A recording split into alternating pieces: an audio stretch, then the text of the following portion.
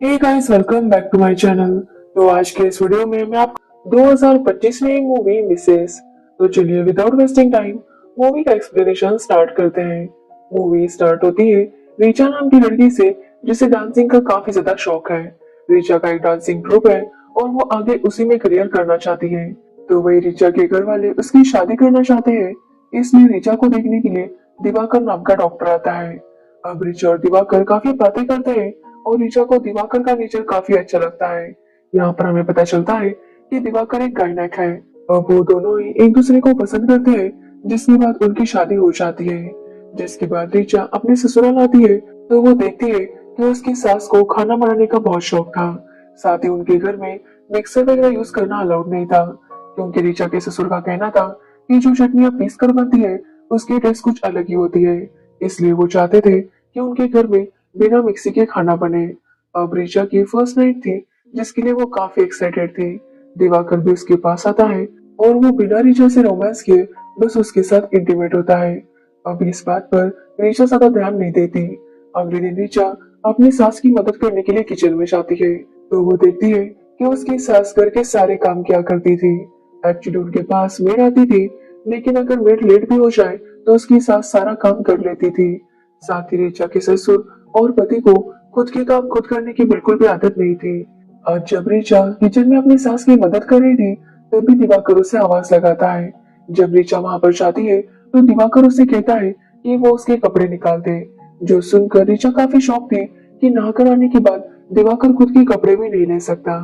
जिसके बाद ऋचा फिर से अपनी सास की किचन में मदद करने लगती है। तो वो देखती है कि जब दिवाकर के पापा और दिवाकर नाश्ता करते हैं तो उन्हें सब कुछ गरम गरम चाहिए होता था, यानी कि फुलके भी गरम गरम बनाकर सर्व करने होते थे। अब ये देखकर ऋचा काफी शॉक थी, क्योंकि बस दिवाकर और उसके पापा ही नाश्ता किया करते थे और उनके जाने के बाद उसकी सास नाश्ता किया करती थी। अब ऋचा को ये बात भी काफी अजीब लगती है। साथ ही वो देखती है कि उनकी जो मेड थी वो कुछ दिनों से काम पर नहीं आ रही थी, जिसकी वजह से उन्हें खुद ही सारे बर्तन धोने पड़ रहे थे। साथ ही उनके घर में डिश वॉशर यूज करना भी अलाउड नहीं था। अब ऋचा को ये सारे काम करना पसंद तो नहीं था, लेकिन फिर भी वो किए जा रही थी। जिसके बाद ऋचा की सास को उनकी बेटी का कॉल आता है, जो कि प्रेग्नेंट थी और चाहती थी कि कुछ दिनों के लिए उसकी माँ उसके पास आ जाए। अब ये सुनकर ऋचा अपनी सास से कहती है कि वो अपनी बेटी के पास चली जाए। अब ये सुनने के बाद ऋचा की माँ भी अपनी बेटी के पास जाने के लिए काफी सारा खाना बनाती है और उसे लेकर अपने बेटी के पास चली जाती है। लेकिन अगले दिन से ही सास न होने की वजह से सारी जिम्मेदारियां ऋचा के ऊपर आ गई थी। दूसरे दिन ऋचा काफी जल्दी उठती है और नाश्ते की तैयारी करने लगती है, लेकिन ऋचा को मिक्सी की आदत थी, जिसकी वजह से वो पीस कर मसाला नहीं बना पा रही थी और नाश्ते में काफी लेट हो रहा था, इसलिए ऋचा मिक्सी यूज करती है। लेकिन जैसे ही ये बात उसके ससुर को पता चलती है तो वो ऋचा से नाराज हो जाते हैं और वो उस चटनी को नहीं खाते, जिसके बाद ऋचा को वो चटनी फेंकनी पड़ती है। तो वही लंच के लिए अलग मेनू दिया जाता है, जिसके बाद ऋचा उसकी तैयारियों में लग जाती है। लेकिन इस बार वो जो बिरयानी है वो कुकर में बनाती है, जो कि उसके ससुर को पसंद नहीं आती, क्योंकि उनका कहना था कि अगर वो कुकर में बनाओगे तो वो पुलाव बन जाएगा। साथ ही इसकी वजह से ऋचा दिवाकर को भी टिफिन नहीं पहुंचा पाती, जिसकी वजह से दिवाकर ऋचा को काफी बातें सुनाता है। यहाँ पर हम देखते हैं कि दिवाकर अभी भी ऋचा के साथ बस ऐसे ही इंटीमेट हुआ करता था, ना ही वो उसके साथ रोमांस करता और ना ही प्यार भरी बातें, जिसकी वजह से ऋचा काफी ज्यादा परेशान थी। अब ऋचा के ससुर ने जैसा उसे बिरयानी बनाने के लिए कहा था वैसे वो बिरयानी बनाती है, लेकिन वो इतनी अच्छी नहीं बनी थी, जिसकी वजह से उसका पति और ससुर वो उस बिरयानी को ज्यादा नहीं खाते और रात को उसे अलग डिश बनाने के लिए कहते हैं, जो देखकर ऋचा को काफी बुरा लगता है। अब ऋचा के अगले दिन पीरियड स्टार्ट होता है और जैसे दिवाकर को पता चलता है कि ऋचा के पीरियड स्टार्ट हुए हैं तो वो उसे कहता है कि वो किचन में ना जाए, बल्कि अपने ही रूम में आराम करे।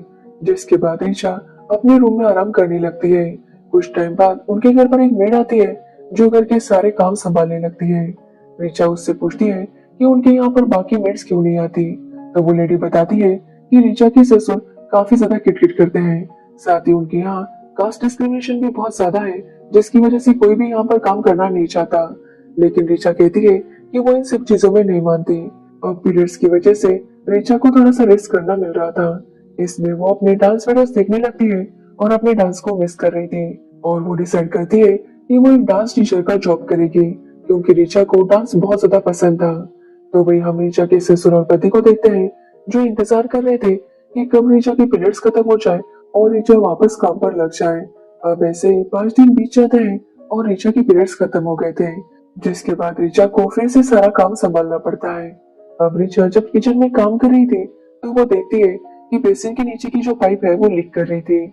इसलिए ऋचा दिवाकर से कहती है कि वो जल्दी से प्लम्बर को बुलाए और उस पाइप को ठीक करे, क्योंकि उस पाइप के लीकेज की वजह से ऋचा की परेशानियां काफी ज्यादा बढ़ रही थी।